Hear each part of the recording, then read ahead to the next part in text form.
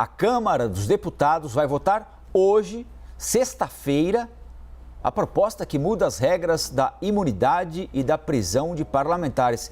Eu ressaltei aqui a sexta-feira porque não é comum isso acontecer, não é, Larissa Alvarenga? Parece que há pressa mesmo para debater esse assunto, né? Verdade, não é comum, Colombo.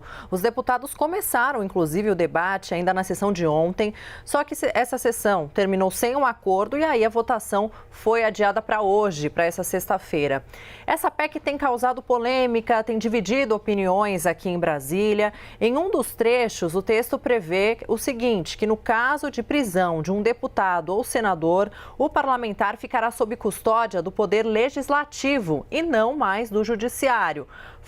Falta consenso para essa votação, que está marcada para as 10 horas, sob o comando do vice-presidente da Casa, deputado Marcelo Ramos. Quem acompanha tudo é a nossa repórter Tainá Farfan. Oi, Tainá, um ótimo dia para você.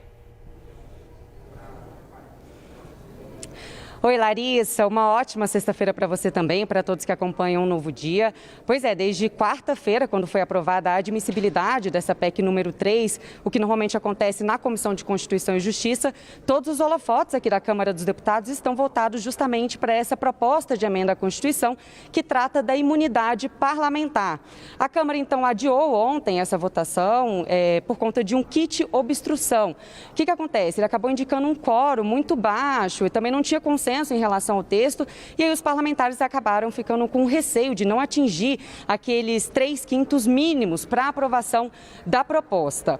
Na prática, o texto pode, então, dificultar a prisão de parlamentares, mas eu destaco que agora, de manhã, eu já conversei com alguns deputados que estão numa busca aí para tentar fazer algumas alterações no texto antes do horário da sessão, que acontece às 10 horas da manhã, principalmente num ponto que diz que o parlamentar que comete crime de opinião só pode ser julgado pelo Conselho de Ética.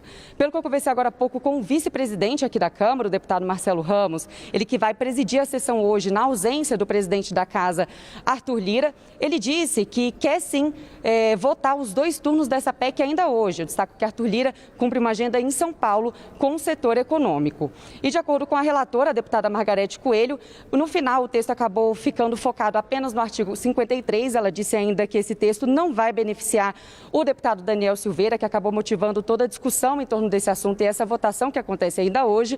Entre outros pontos, o texto, então, afirma que o parlamentar não pode mais ser afastado do mandato por decisão judicial, que a gente acompanhou o que aconteceu essa semana com a deputada Flor de Lis. E outro ponto é que se ele for preso em flagrante por crime inafiançável, ele tem que ficar sob a custódia da casa até que o plenário decida se mantém ou não a prisão. De acordo com o presidente aqui da Câmara dos Deputados, Arthur Lira, a aprovação dessa PEC não vai blindar a Câmara dos Deputados. A gente, claro, segue acompanhando essa sessão que começa já já. Eu volto com vocês. Combinado, Tainá Farfan falando ao vivo direto da Câmara dos Deputados. Nós seguimos em Brasília para conversar com o Igor Gadelha. Que pressa, hein, Gadelha? Sexta-feira, 9 horas da manhã, o pessoal já marcando votação. Não é toda hora que isso acontece por aí, não. O assunto realmente desperta interesse, hein?